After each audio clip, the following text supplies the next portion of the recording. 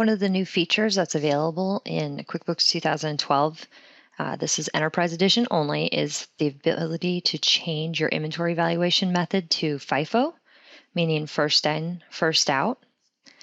Okay, so a couple different things that means. Check out our other video about how to turn it on, first of all, so we have another video there.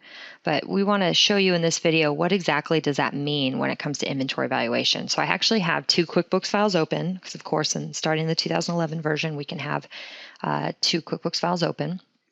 And in both files, I'm going to go ahead and create a new item. And it's going to be an inventory part, call it AA test.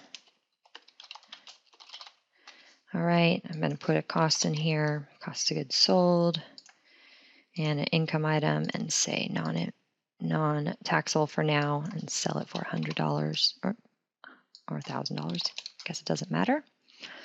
Okay. Say OK. Now I'm going to hop on into my second file, and I'm going to do the same thing. Create a new item, an inventory part. Call it AA test. Okay. Cost of goods sold, put it into income, non-taxable. Cost is $10. Sales price is $100. Okay. Now this is my secondary file is my FIFO file. It's got FIFO already turned on.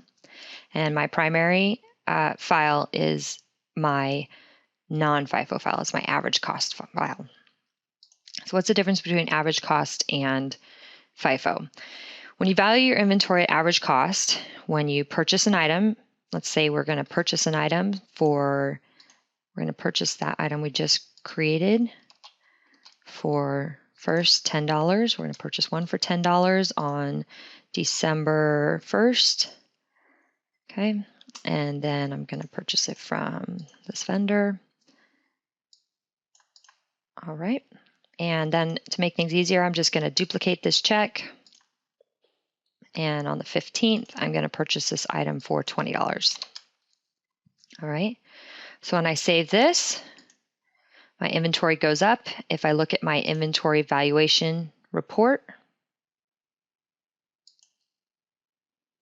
I have my test item here, my two purchases, and notice the average cost is $15. Okay. So where does that average cost fall into place? Or why does that matter? Because, I mean, obviously our asset values, the two added together, the 10 plus the 20. So we have an asset value of 30, but it doesn't come into place until we actually sell the item off, okay? So let's go in now and create an invoice. And we're going to do it to John Smith. And we'll date it the 26th. And we're going to sell him one test item. Okay, so I'm going to save this. Now, if I look at my journal here to see what's happening behind the scenes, notice that our sales happens, our accounts receivable goes up, and our income goes up. But at the same time, the effect on inventory, that's what we're looking at here. So inventory goes down by $15, and cost of goods sold goes up by $15. That's because it's taking the average cost. Okay, so it's taking the average of the two added together, and that was the 20 plus the $10 that we purchased it for, which equals 30 divided by 2, and we get the 15. Now let's hop into our secondary file, which is already set up for FIFO. All right, we're going to go ahead and write a check to same person and mark it the first, and we're going to buy a test item, quantity of 1 for $10. And we're going to go ahead and duplicate this check again. And we're going to buy a quantity of 1 for $20 on the 15th and save this. Okay, so again, if I go look at my inventory valuation detail report in here, I have my two items. It's still going to show me my average cost because we don't have reports in here yet that show the cost per lot.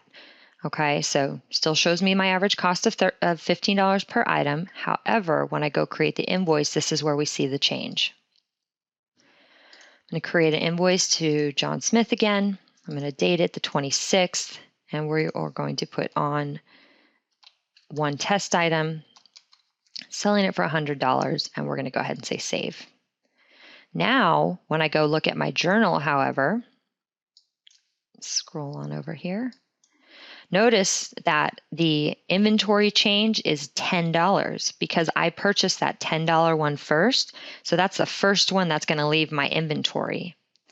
Also, when I go look at my inventory valuation detail report, take it to the end of the year here, notice that my average cost is $20 because it took out the $10 item there, and I'm only left with the $20 item left in inventory. So the cost or the asset value is $20. All right.